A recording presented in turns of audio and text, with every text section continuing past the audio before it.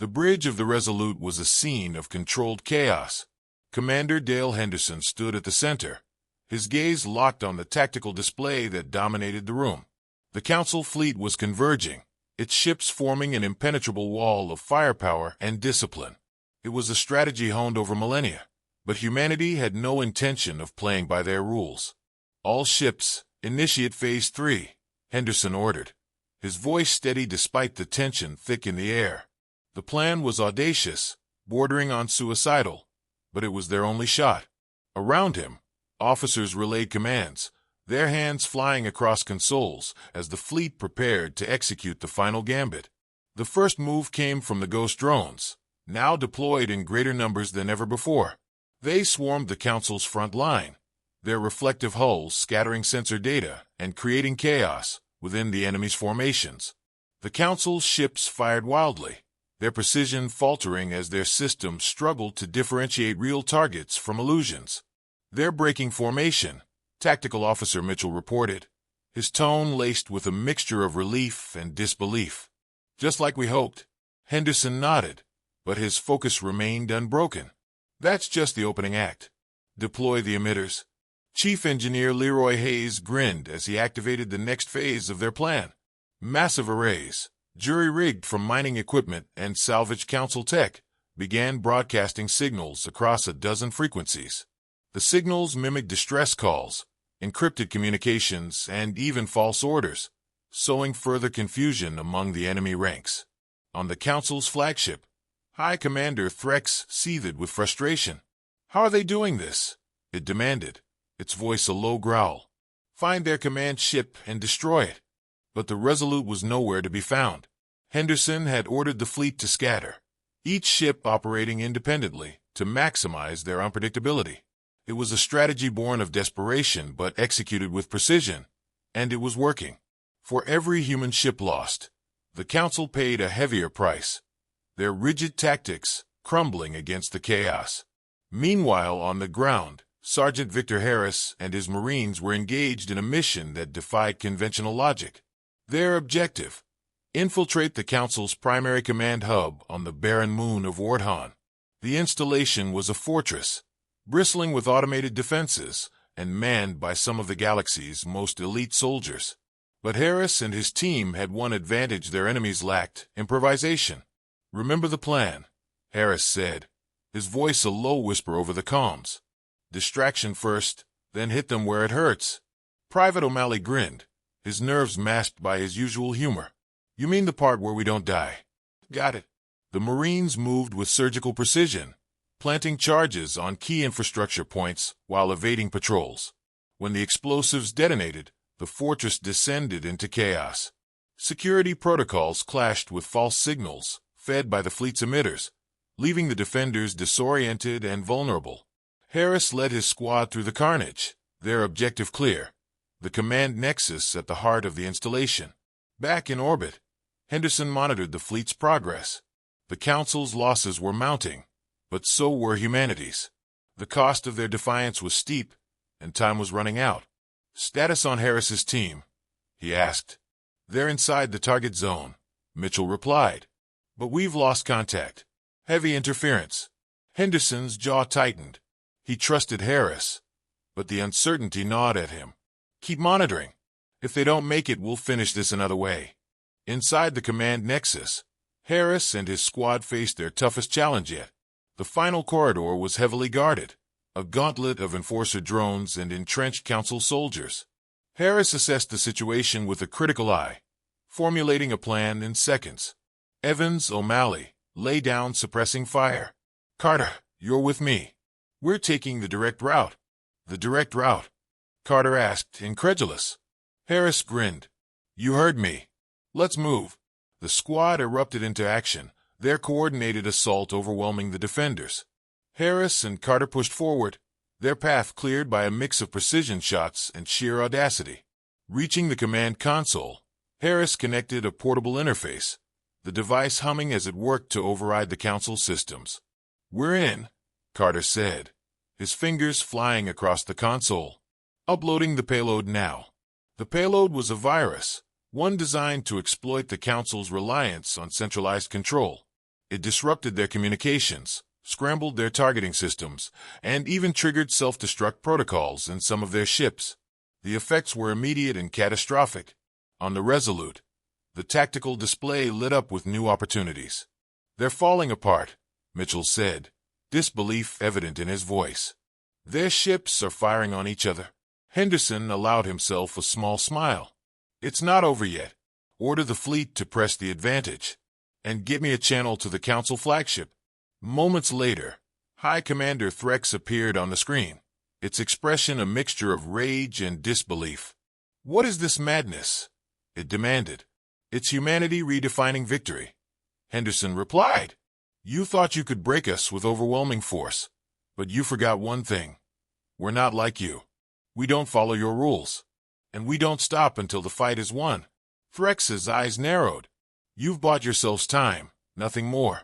The Council will not forget this." "Good," Henderson said, "because neither will we." As the connection cut, the Council fleet began a full retreat. Cheers erupted across the human fleet, but Henderson remained composed. The war wasn't over, but they had shown the galaxy that humanity would not bow. They had redefined what it meant to win, and in doing so, they had secured not just their survival, but their place among the stars. On the ground, Harris and his squad emerged from the ruins of the command nexus, battered but victorious. The sight of the retreating Council ships filled them with a sense of pride and relief. For the first time, they felt the weight of what they had achieved. "Looks like they're running," O'Malley said, grinning despite the exhaustion in his voice. Harris nodded. "Yeah, but they'll be back. And when they come, we'll be ready." As humanity's ships regrouped and the Council's armada disappeared into the void, one thing was clear. The galaxy had underestimated humanity, and that mistake would echo for generations to come. The Council's retreat left the void littered with debris and silence, but there was no time to celebrate. Humanity's victory, if it could even be called that, had come at a steep cost. The Erebus limped through the aftermath, its hull scarred and engines flickering as if sharing the fatigue of its crew. On the bridge, Commander Dale Henderson stood with his arms crossed, gazing at the holographic map that still displayed the remnants of the Council's shattered blockade. "Damage report," Henderson ordered, his voice steady despite the exhaustion etched into his features. "Shields are at 5%, structural integrity's holding for now, but the engines won't take much more," Lieutenant Adrian Cole replied, wiping a streak of soot from his face. "Casualties are still coming in. Over half our fleet's either destroyed or disabled." Henderson's jaw tightened, but he gave a curt nod. "Send out recovery teams. I want every survivor accounted for." As Cole relayed the orders, Henderson turned to Chief Engineer Hayes, who was hunched over a console, his fingers dancing across the keys. "Hayes, tell me you've got good news." "Depends on your definition," Hayes said without looking up. "The blackout fried most of their comms and targeting systems, but they'll recover faster than we will. If we want to stay ahead, we'll need more than lucky shots and duct tape." "Then we'll make do," Henderson said. "We always do." Hayes glanced up, a faint smirk tugging at his lips. "Never doubted it, Commander." On the lower decks, Sergeant Victor Harris leaned against a bulkhead, cradling his injured arm as medics worked on the wounded. The adrenaline of the assault had long since worn off, leaving him with a deep, bone-weary ache. Across the room, Brick and the remnants of his squad sat in silence, their faces grim. "You did good out there," Harris said, his voice cutting through the oppressive quiet. "We all did." Brick's gaze met his, and the big man nodded. "Doesn't feel like a win, Sarge. Too many didn't make it." "It never does," Harris replied. "But we're still here. That's got to count for something." Before anyone could respond, the ship's comms system crackled to life. "All senior personnel to the briefing room," Henderson's voice announced. "Repeat, all senior personnel to the briefing room." Minutes later, Harris and his team joined the others in the crowded chamber. Henderson stood at the head of the room, flanked by Cole and Hayes. A rotating hologram of the Council's fleet hung in the air, its stark precision a reminder of the enemy's overwhelming power. "We bought ourselves time," Henderson began, his voice carrying over the low murmur of the room. But the Council isn't going to let this stand. They'll regroup, adapt, and come back harder than ever. If we're going to survive, we need to redefine what victory looks like.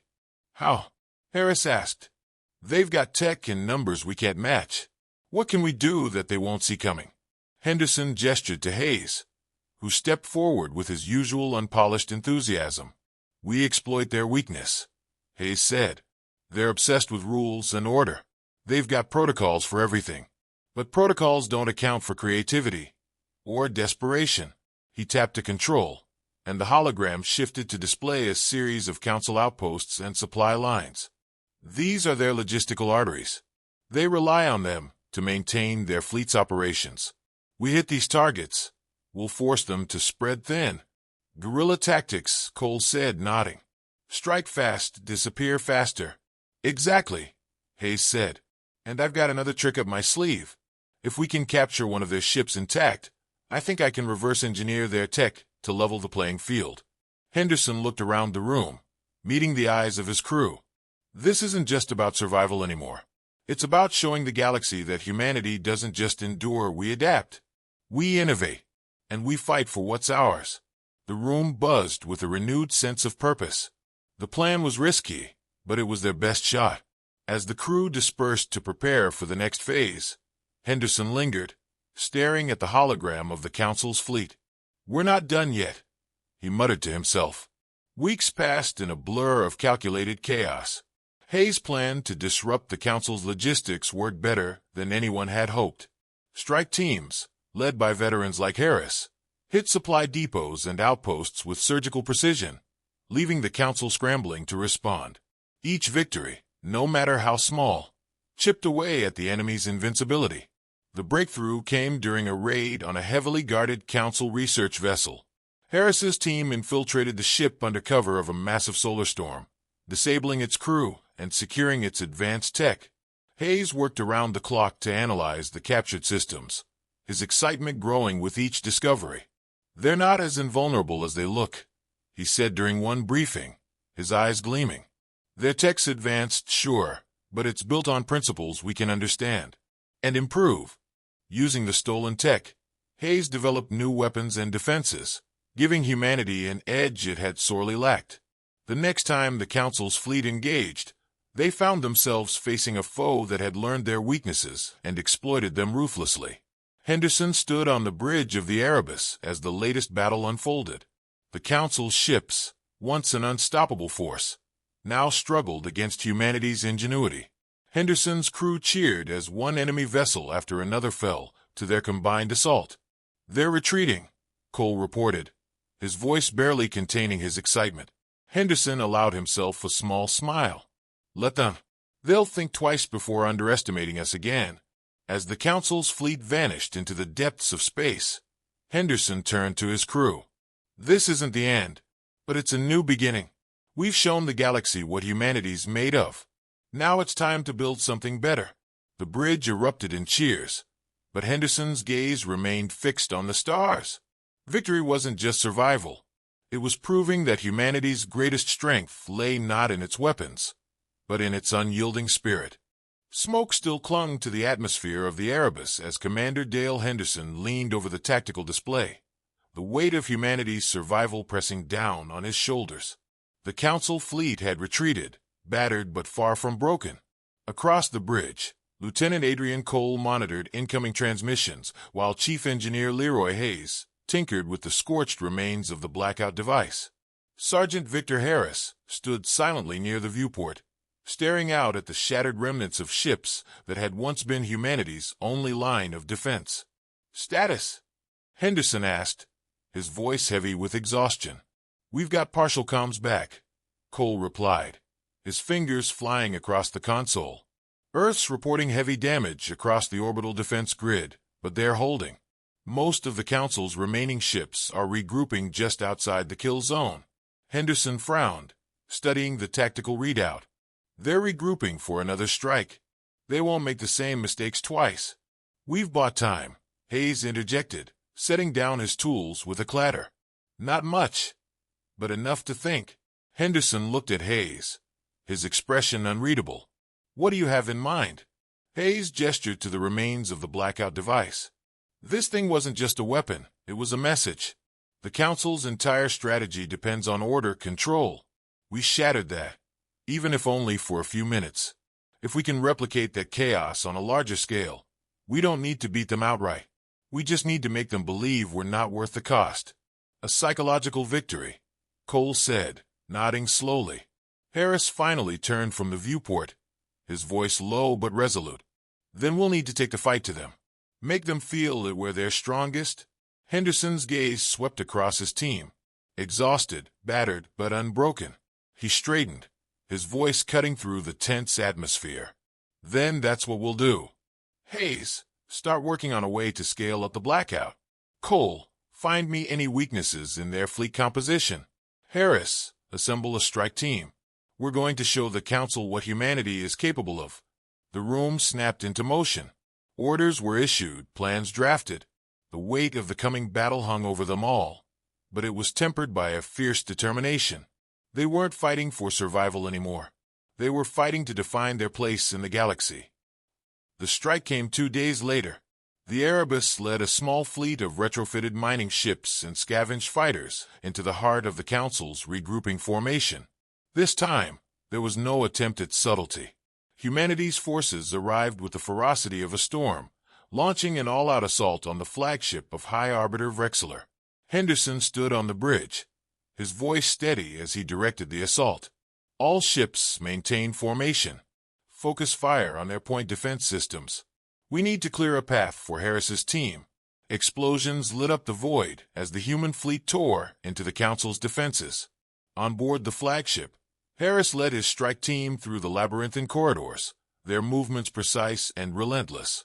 The Council's enforcers fought back with ruthless efficiency, but Harris's team pressed on, their objective clear. Target in sight, Harris reported as they reached the flagship's central power core. The massive crystalline structure pulsed with energy, casting an eerie light across the chamber. Planting charges now. As his team worked, Harris's comm crackled with Henderson's voice. You need to move fast, Sergeant. We've got reinforcements inbound. Understood, Harris replied. Charges set. Falling back. The retreat was brutal. Council forces closed in from all sides, their numbers overwhelming. Harris took a hit to his leg, but refused to slow down, his team dragging him through the final stretch to the extraction point. As the charges detonated, a shockwave rippled through the flagship, its systems faltering in a cascade of failures. Back aboard the Erebus, Henderson watched as the Council's fleet began to splinter. Without their flagship's command and control, their coordination broke down. Human ships exploited every gap, driving the enemy further into disarray. They're retreating, Cole said, disbelief coloring his voice. We did it. Henderson didn't relax. Not yet. Keep the pressure on. We need to make sure they don't come back. As the human fleet pursued the remnants of the Council's forces, a transmission came through. Vrexler's voice, cold and unyielding, echoed across the bridge. Humans, your defiance is noted. This will not end here. Henderson stepped forward, his tone resolute. It will end here, Vrexler, because you'll realize what we already know. You can't break us. You can't control us. And if you keep trying, you'll lose more than you're willing to pay. There was a pause before Vrexler spoke again. Perhaps. We shall see. The transmission ended, leaving an uneasy silence in its wake. As the Council's ships disappeared into the void, the bridge erupted in muted cheers. Henderson allowed himself a small smile, but remained focused. Cole, give me a status report on Earth. Hayes, start drafting repairs. Harris, get to Med Bay. You've done enough for now. Harris nodded, exhaustion etched into his features. Just doing my job, sir. Henderson turned back to the viewport, his gaze on the distant stars. The battle was won, but the war was far from over. Humanity had made its mark, not through submission or destruction, but by redefining the terms of engagement. They had shown the galaxy that victory wasn't always about power. Sometimes, it was about refusing to surrender what made them human. And for the first time, the galaxy had taken notice.